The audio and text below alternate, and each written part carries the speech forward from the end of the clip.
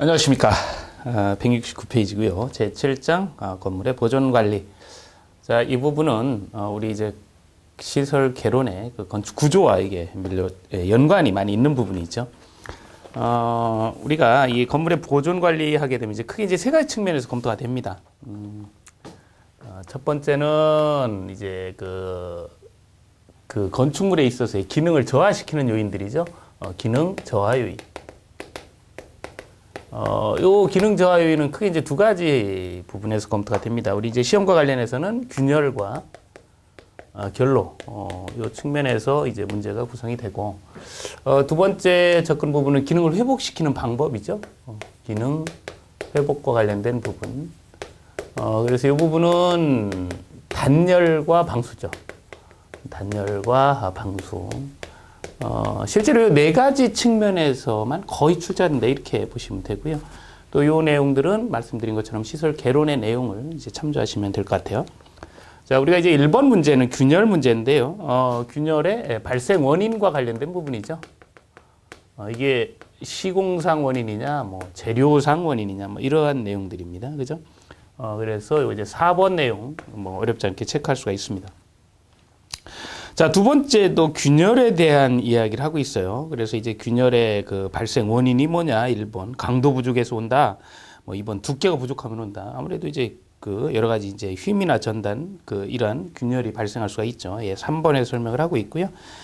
자, 근데 이제 5번 지문 발생 원인 중에 지금 이제 5번 지문을 좀 보시면 건조 수축에 의한 균열. 그러니까 이제 이게 쉽게 얘기해서 건조되면서 그 공극에 이제 그 물이 있었던 부분이 이제 증발하면서 그 부분을 뭔가 채워야 되는데 채우지 못하면 어떻게 돼요? 균열이 발생이 되는 겁니다.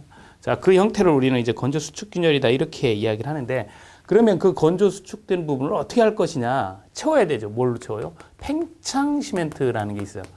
팽창 시멘트 형태로 채워주게 됩니다. 그래, 가능한 한 수압을 수량을 줄여야 돼요. 물 때문에 생기는 거니까. 그래서 여기 보시면 배합 수량을 증대시키고 시멘트 등을 사용하면 안 된다 그랬는데 팽창 시멘트를 사용해야 되고 수량은 줄여야 되고 이렇게 정리를 하셔야 되죠.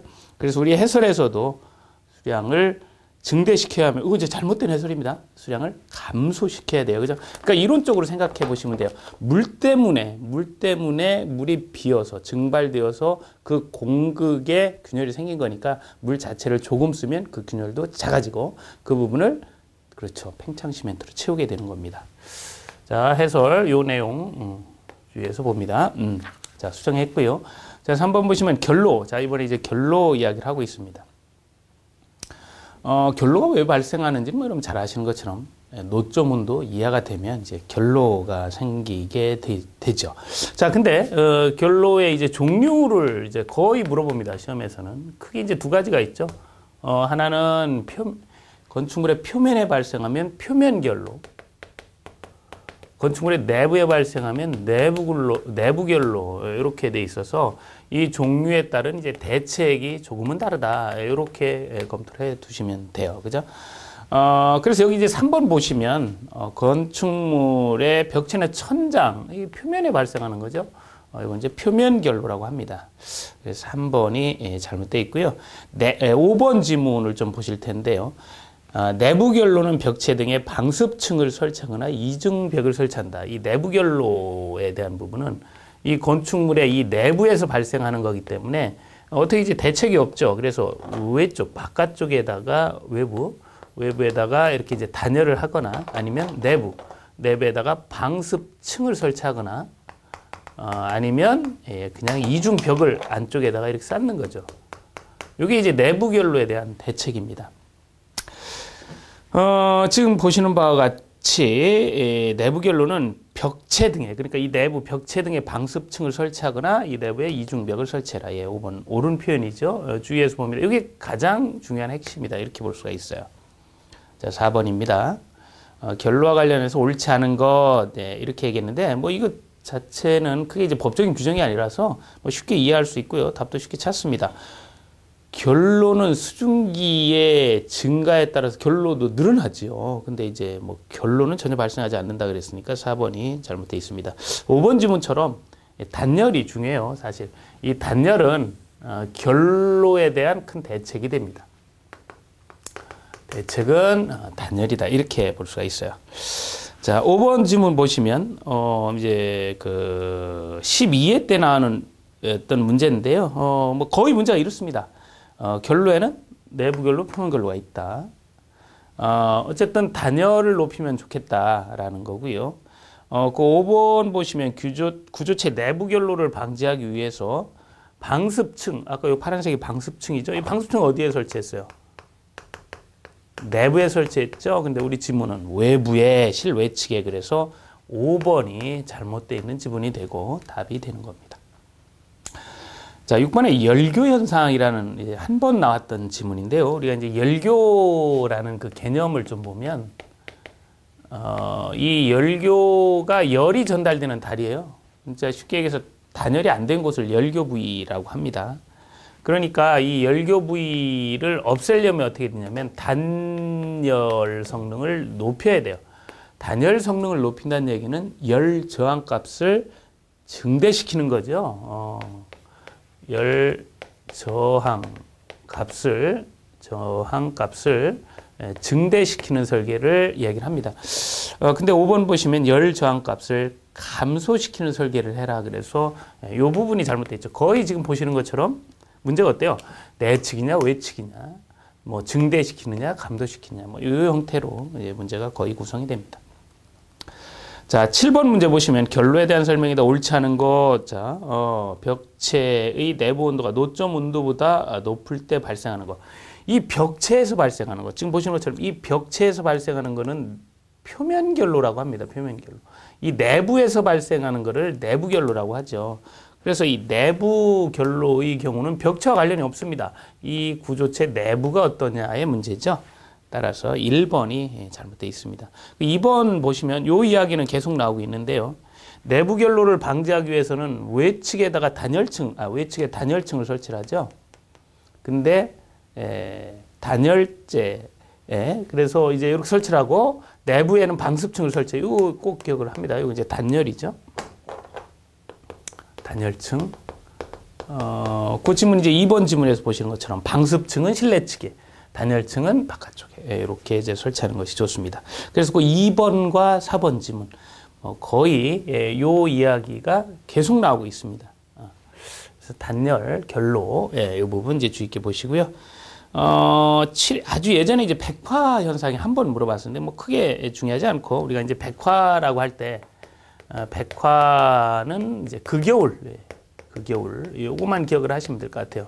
그늘진 곳과 겨울철에 많이 발생이 된다. 그래서 2번 보시면 여름철에 발생된다. 이게 이제 잘못된 표현입니다. 뭐 이렇게 한 번 이야기가 됐었어요. 자, 그 다음에 9번 보시면 백화현상 이야기를 하는데 이거 다 극겨울, 백화는 그렇죠. 수증기와 관련되는 거니까 2번 습도가 높을 때 발생이 되는 거죠. 자, 그 다음에 이제 회복 방법을 좀 보도록 할게요. 단열재. 자, 우선 이제 단열과 관련해서는 이게 조금 까다로울 수 있습니다. 우선 이제 재료입니다. 단열재. 우리가 이제 단열재 그러면 아주 쉽게 생각할 수 있는 건 스티로폼이죠. 그죠? 스티로폼. 뭐 여러 가지 형태가 있습니다. 그래서 이제 단열재에 대한 이제 여러 가지 설명이 있는데 좀 10번부터 이제 확인을 해 보도록 하죠. 자, 성면. 이거 이제 가장 큰 특징은 전련성이나 내화성이 있다는 거죠. 자, 2번 규산칼슘 보온제는 내열성과 내수성을 가지고 있어요. 그래서 2번에 전기 전련성이 크다. 이 부분이 잘못되어 있고요. 그 다음에 폴리우레탄 폼은 이제 현장에서 직접 폼을 발사를 하는 거죠. 발포 시공이 가능하다. 이렇게 볼 수가 있습니다. 자, 10회 때 나오고요. 14회 때 또 한 번 단열재 이야기를 합니다. 그래요? 이제 좀 보겠습니다. 여기서는 이제 단열재를 좀 세분화하는데요. 1번 보시면 단열재는 열 전도율을 낮춘 겁니다. 그죠? 전도가 안 되게끔. 낮은 것일수록 단열성이 높습니다. 이 방향 주의하시고. 그 다음에 섬유질계. 지금 이제 보시는 것처럼 이제 주의하셔야 될 게 섬유질계. 이게 이제 뭐, 성면, 뭐 유리섬유, 뭐 이런 것들이죠. 밀도가 큰 것일수록 단열 성능이 높습니다. 요거 잘 기억을 하셔야 돼요. 예. 그 다음에 3번 질문은 뭐 쉽게 하실 수 있죠. 두꺼우면 두꺼울수록 저항이 크죠. 예. 그 다음에 4번. 4번 보시면 이제 다공질계가 있어요. 다공질계 단열재는 기포가 미세하고 균일한 것일수록 균일한 것일수록 이게 미세하고 균일하다 그 얘기는 뭐냐면 아주 쉽게 표현하면 그 구스 같은 거 있잖아요. 오리털이나 구스 이거 할 때 가슴에 있는 아주 그 미세한 털을 쓰느냐 아니면 깃털 같은 걸 쓰느냐에 따라서 난방이 이거 옷이 어때요, 그죠? 이런 걸 써야지 비싸죠. 비싸고 이제 추위에도 잘 이렇게 단열이 잘 되잖아요, 그죠? 그래서 이럴수록 어떻게 된다는 얘기예요? 단열이 잘 된다 얘기죠. 단열이 잘 된다. 그래서 여기 이제 보시는 것처럼 단열이 잘 되는데 이 단열이 잘 된다는 얘기는 열 전도가 어떻다? 안 된다 그 얘기죠. 그래서 이런 개념을 잘 이해를 하셔야 돼요. 예. 그래서 4번이 잘못되어 있습니다. 이 표현. 예. 그 다음에 5번 보시면 함수율이 증가할수록 열전도율이 높아진다. 함수율이라는 게 뭐예요? 쉽게 얘기해서 뭐 오리털 파카 입고 나갔는데 비가 와요. 그리고 축축해져요. 그럼 이게 뭐 단열이 됩니까? 안 되죠. 그러니까 열전도가 잘 되는 거죠. 맞죠? 그리고 5번도 맞는 표현이에요. 그래서 이제 이 방향성과 관련해서 좀 정리를 하시면 될 것 같고요. 가장 최근에 나왔던 문제, 또 단열 재료에 대한 이야기인데요. 요 최근에 나왔던 그 10회, 14회, 18회 이렇게 4회 간격으로 나왔었어요. 그래서 이제 지난번에 나왔으니까 이제 올해는 한 번 정도 쉬지 않을까 뭐 이렇게 이제 보고는 있는데 워낙 이제 많이 나왔던 부분이니까 체크는 해 두셔야 돼요. 12번 보시면 열전도율이 낮을수록 열전도가 안 되니까 우수하죠. 좋습니다. 근데 그 3번 보시면 알루미늄 박이라는 게 있어요. 알루미늄 박. 우리가 이야기하는 호일 얘기합니다. 호일. 이 호일은 반사형 단열재죠. 지금 지문처럼 저항형 단열재는 두께를 가지고 있는 거죠. 일정 두께를.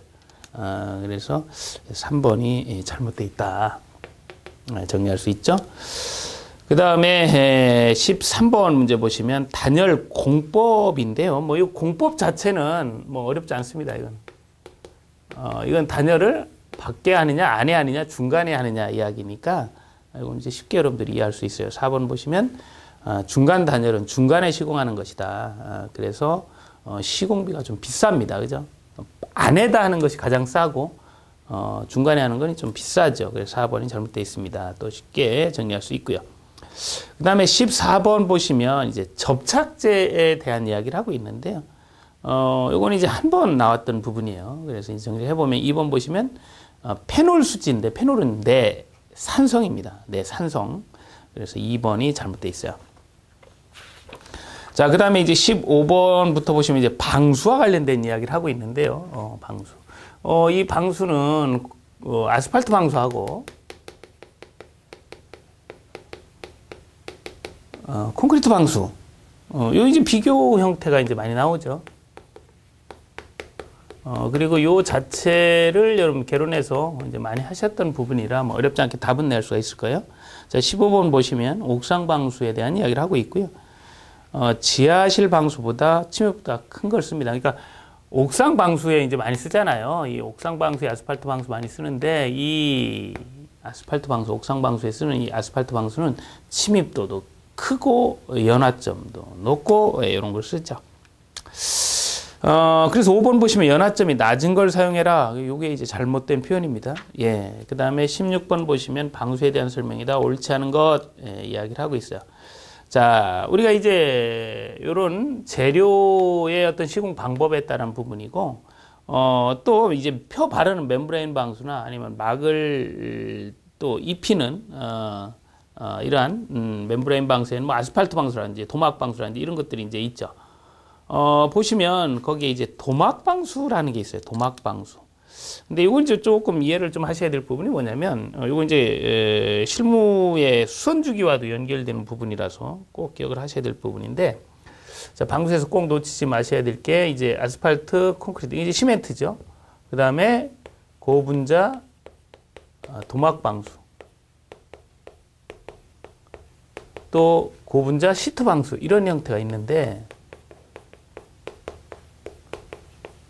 아스팔트를 여러 겹 아스팔트, 펠트, 루핑 이렇게 계속 이제 펴 바르는 거죠.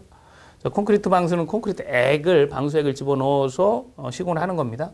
자, 고분자 도막 방수는 그 막을 일정 얇게 일정 두께로 이제 펴 바르는 거고요. 시트 방수는 시트라는 제품을 사용하는 거죠. 자, 이렇게 되는데 이거 이제 시공을 하는 거고요.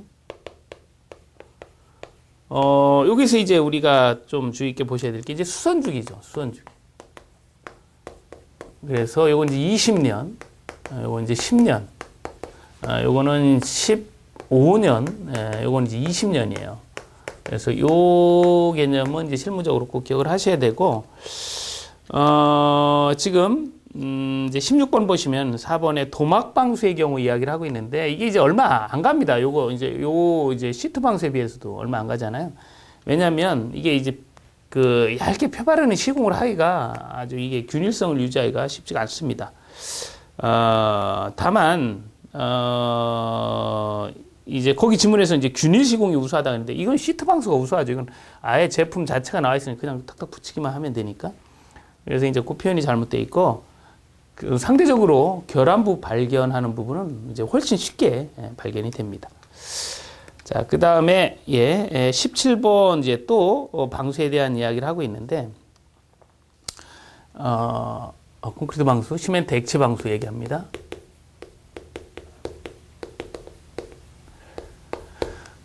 지금 이제 보시는 것처럼 17번 아스팔트 방수는 뭐 이렇게 보수 비용과 관련해서 뭐 어떠냐, 이런 이야기를 합니다. 그죠? 이거 이제 비싸죠. 아스팔트 방수가 비싸다. 1번 나와 있고, 그 다음에, 대신 이제 이건 결함부 발견이 이제 굉장히 어렵다라는 단점이 있습니다. 3번에 나와 있네요. 예.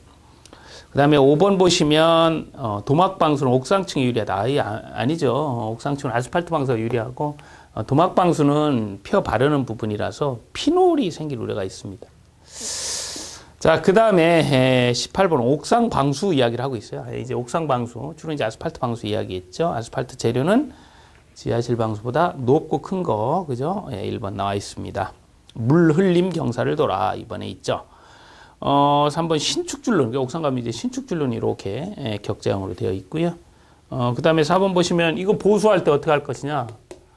보수도 당연히 아스팔트 방수로 보수해야죠. 이질제를 쓰면 안 됩니다. 그래서 4번이 잘못되어 있다.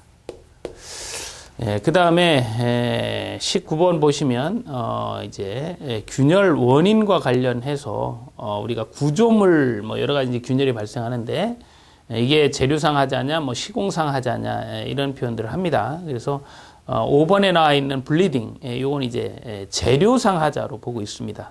이렇게 이제 그거 검토를 하시고, 그다음에 20번 보시면 실내 표면 결로 현상 이야기를 하는데요. 그죠? 표면 결로. 자, 4번 보시면 공기 온도가 높을수록 심해지는 게 아니죠. 이 결로 자체가 노점 온도 이하일 경우에 발생을 하는 거기 때문에 가장 큰 대책은 뭐예요? 온도를 높여주는 단열이 되는 겁니다. 그래서 4번이 잘못되어 있습니다. 자, 21번 타일은 1회 때 딱 한 번 나왔고요. 뭐 거의 나오지 않습니다. 용도가 중요하다라는 거죠. 근데 용도보다는 뭐 디자인이 중요하다 이렇게 나와 있는데 뭐 미끄러짐 타일 이런 것들이 이제 그래서 나온 겁니다. 그래서 3번이 잘못되어 있고요. 지난번 시험에서는 이렇게 이제 고층 아파트 화재 발생하면 갑자기 막 쫙 위로 타고 올라가잖아요. 뭐 해운대에서도 그런 일이 있었고, 이런 걸 이제 무슨 현상이라고 하느냐, 이 샤프트 통해서 이제 이렇게 올라가는 현상, 이런 것들을 연돌 효과 혹은 뭐 굴뚝 효과, 여러분도 이제 굴뚝에도 뭐 이렇게 온돌 있는 그 시골집에서 이렇게 불을 피면은 연기가 위로 나가잖아요. 그죠? 그걸 위에서 뭐 이렇게 팬 같은 게 빨아들이는 게 아닙니다. 그냥 타고 올라가죠. 그러니까 온도가 올라가면서 공기가 위로 이제 상승하는 효과, 이걸 이제 연돌 혹은 굴뚝 효과라고 하죠. 스택 에펙트 뭐 이렇게도 표현을 하긴 하는데, 그러면 이제 이러한 그 22번 이거 이제 최근 유형의 문제예요. 그죠? 연돌 효과 이런 게 있습니다. 그래서 지금 저 보시는 것처럼 아주 쉽게 이해하시려면 이렇게 이제 여기서 불을 떼면 이렇게 굴뚝에서 이 연기가 이렇게 나간다. 이게 이제 연돌 효과예요. 그래서 이렇게 빨려 올라가는 효과를 연돌 효과라고 합니다. 그래서 이런 걸 이제 막으려면 대책으로는 뭐가 필요하냐면 이제 회전문 같은 게 있잖아요. 회전문. 이런 걸 이제 선택을 해서 문을 확 열어도 문이 유입이 안 되고, 회전문 같은 경우 착착착 사람 통하지만 문은 이제 항상 닫혀 있는 그런 걸 나타내잖아요. 이런 것들이 이제 대책이 될 수가 있습니다. 자, 그 다음에 23번. 자, 이제 주택건설 기준 등에 관한 규정 문제들인데요. 23번 보시면 보안등 설치거리. 뭐 이거 이제 한 번 나왔었습니다. 보안등 설치는 50m 이내고요. 뭐 이러면 잘 아실 수가 있습니다. 24번 과속 방지턱. 이제 6회 때 나왔었는데 이제 개정이 됐죠. 예전에 8cm에서 10cm였는데 지금 7.5cm로 조금 낮아졌습니다. 그래서 3번 이렇게 이제 선택을 하시면 될 것 같아요. 자, 그 다음에 25번 보시면 이제 도로 문제인데요. 도로와 관련된 문제는 언제든지 나올 수가 있어요. 예. 그래서 이 내용은 좀 더 좀 들여다보도록 하겠습니다. 자, 25번 문제죠. 도로라고 우리가 이제 이렇게 이야기를 할 때 도로는, 예, 이걸 이제 도로라고 합니다. 그래서 전체는 7m예요.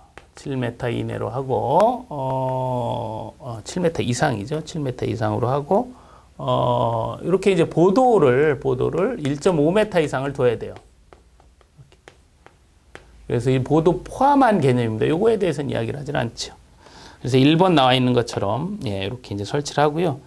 또 과속방지턱을 만약에 설치를 하는 게 아까 보신 것처럼 이 높이를 얼마로 하라고요? 7.5cm 이상, 이하, 10cm 이하. 그러니까 7.5cm 이상, 10cm 이하로 해라. 여기 정도 있습니다. 그 다음에 5번 지문 보시면 100세대 미만이고 막다른 도로다. 그러면 굳이 이렇게 넓게 할 필요가 없죠. 이용하는 세대도 100세대가 안 되고 미만이고 또 전체적으로 이제 짧고 그래서 이 전체적으로 짧다라고 할 때 이 짧다를 얼마로 하고 있냐면 35m로 이야기를 하고 있습니다. 근데 이 지문에는 50m 이렇게 나와 있네요. 그죠? 35m 이하이고 그래서 이거는 이제 소방과 좀 관련이 좀 됩니다. 우리 소방호수 2개 연결했을 때 그 안에 범주에 드는 정도. 왜냐하면 4m 이상으로 하면 이제 좁아서 돌리기도 어렵고 이제 막힐 수 있고 그렇기 때문에 그래요. 그래서 50m가 아니고 35m다. 요거 이제 하나 정리를 하고요. 그 다음에 26번 보시면 수해 방지 이야기를 합니다. 요 부분도 딱 한 번 나왔던 문제인데요. 이제 이렇게 건축물이 있고 옹벽이 있다. 그리고 이렇게 경사지가 이렇게 있을 경우에 요 옹벽의 높이와의 이격거리와의 이야기죠. 근데 일반적으로는 높이만큼을 이렇게 떼잖아요. 일반적인 경우. 근데 1번 지문 보시면 요 기초가 옹벽보다 낮은 경우는 어떻게 할 것이냐. 그러면 이건 더 위험하니까 최대한 떼죠. 최대한. 그래서 5m 이상을 뗍니다. 네. 근데 이 건축물이 또 3층 이하면은 3m만 떼어도 돼요. 3m 이상만. 그래서 1번은 3층 이하의 건축물은 1m가 아니고 3m 이상을 떼어라. 이렇게 정리하시면 됩니다. 자, 이렇게 정리가 되고요. 27번 조경인데 딱 한 번 나왔던 부분인데 뭐 크게 잘 나오진 않습니다. 잔디 심기는 1년이죠. 하자나무 책임 기간. 그 다음에 고사항목이 발생했다 하게 되면 다른 수종으로 교체하시면 안 되죠. 원래 그 수종, 동종 수종으로 보식을 하셔야 돼요. 이렇게 정리를 할 수가 있습니다. 자, 28번 보시면 도로 표지판은 300세대 이상. 이것도 이제 단편적인 문제고요. 자, 29번 보시면 폐쇄로 텔레비전. 요 부분은 2번 나왔었죠. 우선 이제 첫 번째 보시면 이제 요 폐쇄로 텔레비전에 이제 어떤 자료가 있다. 그러면 요걸 이제 공개할 때 어떻게 할 것이냐. 정보 주체, 노출된 사람이 허용하지 않으면 절대 공개하면 안 되죠. 다만 이제 재판한다든지 이러면 관계없습니다. 근데 거기 보시면 3번에 입자 대표에서 공개하자. 그렇다고 해서 공개하시면 안 돼요. 이건, 그래서 3번이 잘못되어 있습니다. 자, 30번 문제는 이 폐쇄로 텔레비전의 규격과 관련된 부분이죠. 설치. 요거는 지난번에 시험 나올 때 그 화소수를 물어본 거예요. 그래서 41만 화소 이상이 돼야 된다. 이렇게 이제 지난번 18회 때 물어봤던 거죠. 근데 이게 지난번 시험 보고 개정이 됐죠. 그래서 얼마로 됐냐면 130만 화소로 130만 화소로 이게 이제 증가가 됐습니다. 그러니까 요 문제를 수정하면 현재로 수정하면 요게 이제 정답이 되는 거예요. 이제 수정을 해 두셔야 돼요. 예. 그다음에 31번은 관리사무소 면적 이야기잖아요. 사무소 요거는 실제 한 번 나왔지만 좀 정리할 수 있어야 됩니다. 10제곱미터를 주고 얼마까지 10제곱미터를 주냐면 50세대까지 줘요. 초과되는 매 세대마다 0.05를 곱하죠. 단위로 하면 500제곱센치가 됩니다. 그래서 계산을 해보면 3번 이렇게 15, 25 이렇게 정리해야 되죠. 150 가지고 한번 해볼까요? 150 하게 되면 이렇게 나눠야 돼요. 50에 10 주니까 50하고 100 이렇게. 그래서 50은 10이고 10제곱미터. 그 다음 100은 0.05니까 5제곱미터가 되죠. 두 개 합하면 15제곱미터. 그래서 3번에 15제곱미터와 25제곱미터 이렇게 정리하시면 됩니다. 그 다음에 32번 보시면 대피 공간에 대한 이야기인데요. 옆집으로 이제 대피를 할 수 있는 공간 얘기인데 이거 이제 주택법도 있고 건축법이 있어요. 주택법은 3층 이상인 경우 옆집으로 갈 수 있는 파괴하기 쉬운 경량 구조를 하는데 건축법에서는 공간을 만들려고 그러죠. 공간을. 건축법에서 이야기할 때는 아파트의 경우 1, 2, 3, 4, 5 이렇게 쭉 돼 있으면 1, 2, 3, 4층부터 해당이 됩니다. 4층. 그래서 4층 이상인 경우에 별도로 하면 2제곱미터씩 하고요. 같이 하면 4가 아니고 3만 하면 돼요. 3제곱미터. 지금 지문의 경우는 인접해서 공동 설치하는 경우를 얘기하니까 공동 설치하면 3제곱미터만 하면 되고요. 따로따로 한다 그러면 2제곱미터씩 해야 되죠. 이렇게 정리가 됩니다. 그 다음 이제 가장 최근에 나왔던 문제는 난간 문제죠. 난간은 아이가 추락하면 안 되니까 가슴 높이. 그러니까 아이들이 이렇게 밖에 안 보이는 높이 정도면 좋아요. 120cm입니다. 예, 이렇게 이제 정리할 수가 있어요. 자, 지금 이제 기출 형태의 문제들을 살펴보셨고요. 지금 나와 있던 부분들 이제 살펴보시면, 특히 이제 이 기능 저하 회복에서 이 균열결로 또 단열 방수 거의 이제 차지하고 있다 이렇게 볼 수가 있습니다. 자, 그래서 예상 문제를 또 같이 살펴보도록 합니다. 우선 결로의 발생 원인 이야기를 하고 있어요. 결로가 왜 발생하느냐? 이 결로는 노점 온도가 낮을 때 발생하는 거죠. 근데 1번 보시면 높을 때 발생한다. 이래서 이제 1번이 잘못되어 있죠. 2번 보시면 단열 결로에 대한 설명이다. 옳지 않은 것 이야기를 하고 있어요. 그래서 단열재가 이제 습기를 하면 아까도 말씀드린 비 맞으면 어때요? 단열 안 된다 그랬죠. 그러니까 단열이 안 된다는 얘기는 열이 잘 통한다는 얘기죠. 열 관류 저항은 작게 되는 거죠. 거의 이런 유형의 문제입니다. 2번, 1번. 3번은 보수하는 현상 관련이 없는 건 단열 현상이죠. 쉽게 4번 찾을 수가 있고 4번 결로에 대한 설명 이야기를 합니다. 거의 비슷한 얘기인데 내부 결로의 경우는 아까도 말씀드렸지만 이 벽체가 있는데 이 벽체의 내부에서 발생이 되는 거죠. 내부 안에서. 그러니까 이 내부가 어떻다는 얘기예요. 노점 온도 이하다 그 얘기입니다. 근데 1번 보시면 노점 온도보다 높을 때라고 하고 있으니까 그거 잘못돼 있죠. 아까도 잠깐 보셨지만 거의 방향입니다. 높으냐 낮으냐 안쪽이냐 바깥쪽이냐 이거 정리를 잘 하시면 될 것 같아요. 그 다음에 5번 문제 이거 좀 정리를 할 텐데요. 예. 자, 보존 관련에 대한 내용이다. 옳은 것은 하고 있어요. 자, 1번. 자, 우리가 이제 이 균열 발생 원인을 보셨고 이제 보강하는 방법 있잖아요.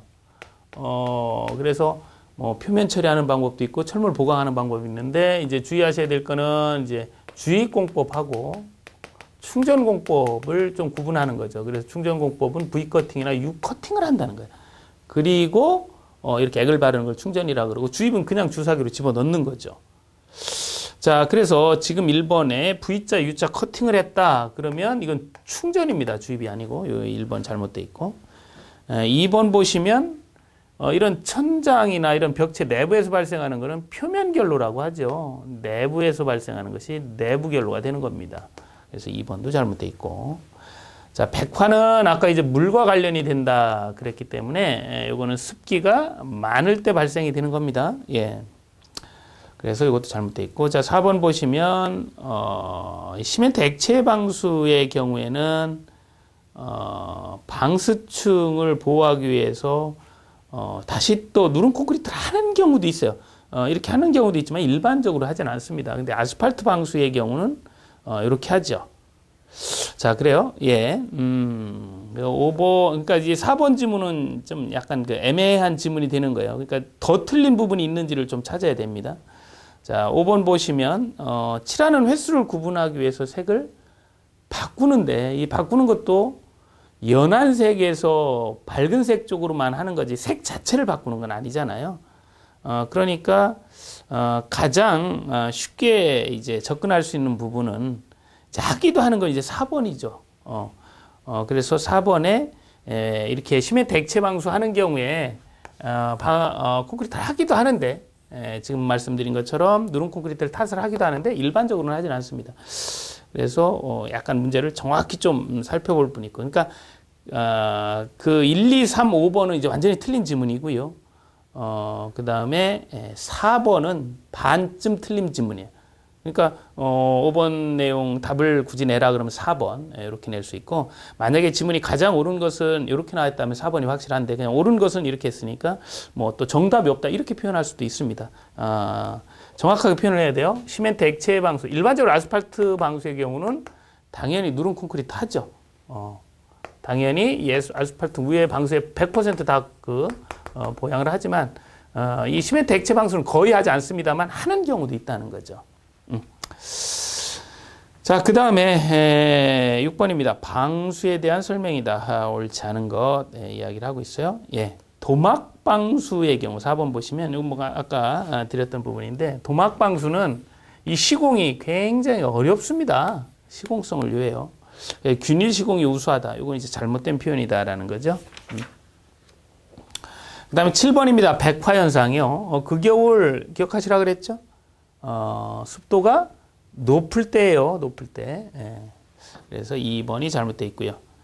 자, 그 다음에 8번에 이제 단열재 이야기입니다. 그죠? 단열재의 경우에 이 다공질계의 단열재는 이렇게 이제 균일하거나 미세 단열 성능이 좋아진다라는 거죠. 단열 성능이 좋다는 얘기는 열전도율이 낮다는 얘기라 그랬죠? 그래서 4번이 잘못되어 있습니다. 뭐 9번도 앞에서 보셨던 문제가 유사하니까요. 또 이 공법 관련된 부분 뭐 쉽게 여러분 접근할 수 있으니까요. 예, 10번 주택건설 기준 등에 관한 규정 문제 보도록 하죠. 예, 9번은 답은 4번입니다. 그죠? 시공비가 비쌉니다. 중간 단열. 예. 자, 주택건설 기준 등에 관한 규정 문제이기 때문에 이건 이제 정확히 이제 여러분들 검토를 하셔야 돼요. 자, 우선 그 10번에 보안등 설치는 50m입니다. 이건 한번 나왔던 문제잖아요. 그죠? 그리고 15m 이상 크다. 그럼 보안등을 양쪽에다가 설치를 해야 돼요.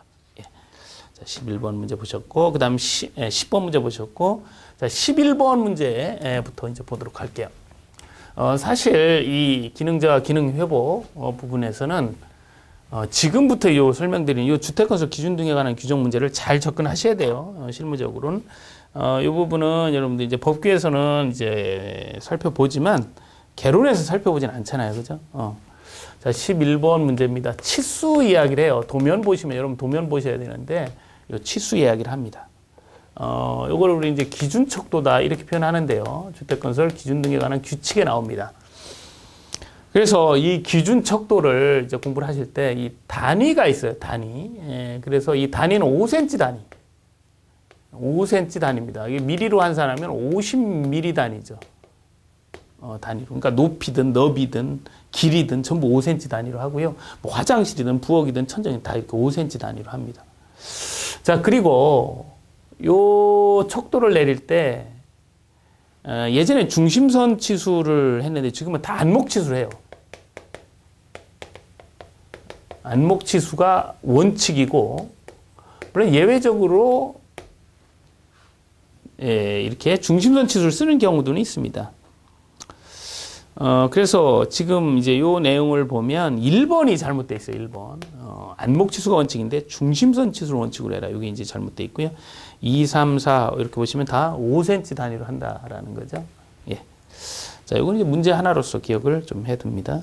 자, 그 다음에 12번 계단 나오는데요. 자, 12번. 지난번 시험에서 난간이 나왔었기 때문에 계단 정리하실 필요성이 있습니다.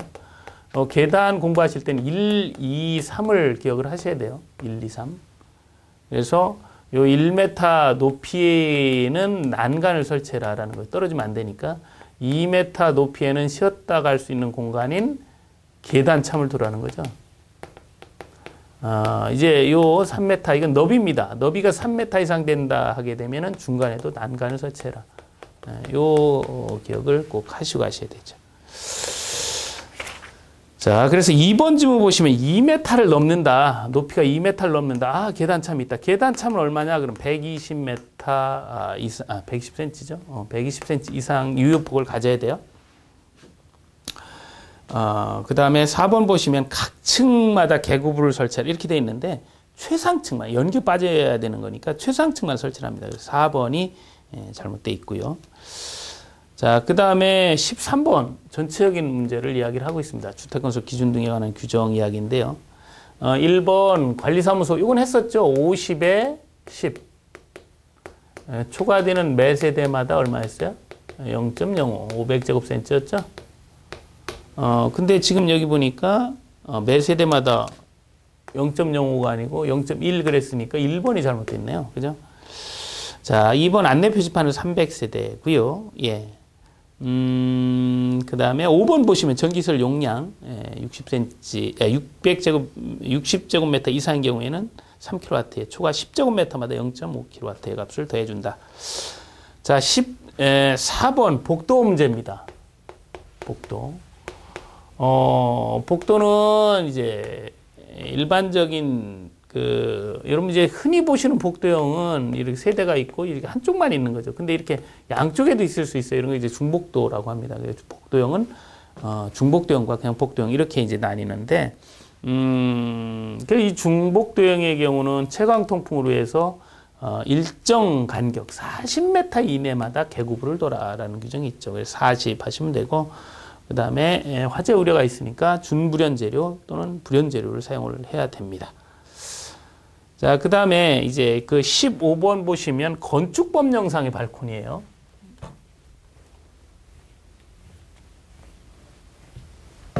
자, 15번.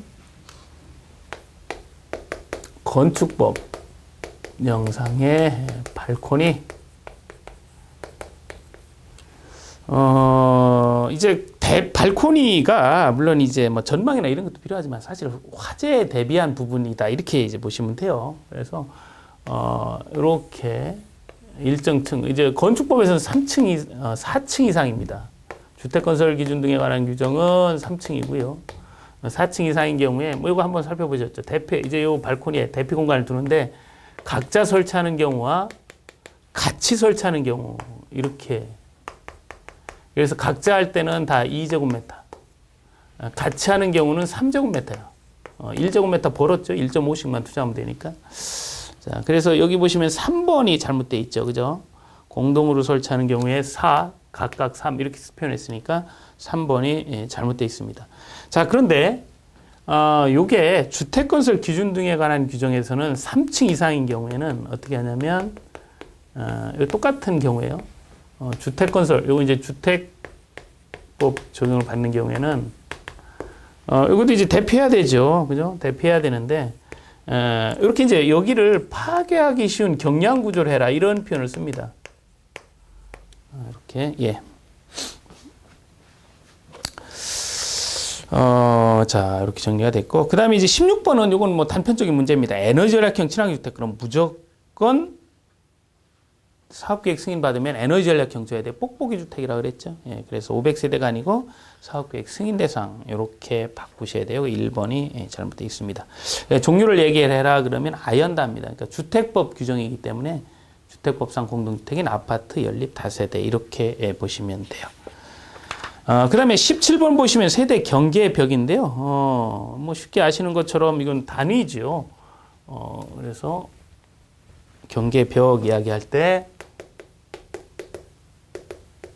우선 이제 두께 이야기할 때 12, 15, 20. 예, 그래서 요거는 콘크리트 판. 요거는 이제 몇 번 지문이냐면, 여기 나와 있는 부분에서는 뭐, 요 지문은 이야기를 하고 있질 않네요. 콘크리트 판. 판의 경우는 12cm 이상. 그 다음에 일반 콘크리트는, 여기 이제 철근이나 철골이 들어있다 그러면 15cm죠. 만약 없다, 무근이다, 그러면 20입니다. 그래서 요 내용이 이제 정리가 되어 있고요. 요건 이제 3번, 요건 4번에 이렇게 나와 있습니다. 그리고 5번 지문은 이 파괴하기 쉬운 경량 구조 이야기잖아요. 그래서 이 5번 지문에 파괴하기 쉬운 경량 구조는 3층 이상이라 그랬어요. 그죠? 근데 5번에 보시면 4층 이상 그래서 잘못되어 있죠. 그래서 건축법에서 이야기할 땐 4층 이상, 주택법에서 이야기할 땐 3층 이상. 요거 좀 주의를 해둡니다. 그 다음에 18번 수해방지인데요. 수해방지 조치와 관련해서는 그림을 하나 기억을 해 두시라 그랬습니다. 그죠? 18번 문제 보시면 이렇게 건축물이 있다. 그러면 옹벽 설치하고 그 다음에 경사지가 있다. 지금 1번 보시면 비탈면에는 뭐 이렇게 이 비탈면에 이 나무 당연히 이렇게 이제 나무가 심어져 있어야 되겠죠. 당연히 잔디 뭐 이런 것들이 있어야 돼. 자, 2번 높이가 3m를 넘는다. 이게 그러면 3m 이내마다 요게 필요하죠. 요거 단. 이 전체 비탈 면적의 5분의 1 이상이 돼야 돼요. 그죠? 근데 2번 이게 잘못되어 있네요. 5분의 1이 아니고 3분의 1 이렇게 써 있으니까 2번이 잘못되어 있습니다. 자, 그 다음에 4번 보시면 윗부분에 옹벽이 있다. 그 비탈면 위에 여기 옹벽이 있다. 그럼 얼마를 떼느냐 그 얘기죠. 이 높이에 그렇지 2분의 1 이상을 띄는 거죠. 뭐 최소 1.5m 이상입니다. 아랫부분에 옹벽이 있다. 그럼 여기는 얼마 떼느냐? 여기 그냥 1m 이상만 띄면 돼요. 그죠? 예, 그 4번과 5번 지문에 나와 있습니다. 자, 그 다음 19번입니다. 복리시설이 아닌 건 뭐냐? 누구나 이용하는 건 부대시설. 특정인이 이용하는 거는 복리시설이죠. 공중화장실. 이거 누구나 이용해야지. 특정인만 이용합니까? 안 되죠. 공중화장실. 부대시설이다. 이렇게 볼 수가 있고. 그 다음에 20번 보시면 복리시설 총량제 이야기입니다. 요 20번 이야기는 뭐 여러분 잘 아실 거예요. 정확히 표현하면 주민, 공동, 시설 총량제 이야기죠. 그래서 이제 세대수에 따라서 이게 100세대 이상이면 설치를 하게 되니까 1000세대 미만까지는 세대 곱하기 2.5예요. 제곱미터죠. 만약에 1000세대 이상이다 그러면 이건 이제 기본 500에 플러스 세대 곱하기 2입니다. 그죠? 세대 곱하기 2.0. 그래서 지금 문제는 요거죠. 요게 얼마냐? 2. 그래서 2번 선택하시면 돼요. 자, 이렇게 이제 그 주민 공동시설 총량제 설치하는데 이제 주민 공동시설이 지금 21번에서 보시는 것처럼 경로당, 어린이 놀이터, 뭐 어린이집 이런 것들이 있는데 세대수별로 구분하죠. 그래서 기본적으로 설치되는 거 150세대 이상이면 경로당이나 어린이 놀이터를 설치를 합니다. 예, 3번에 나와 있네요.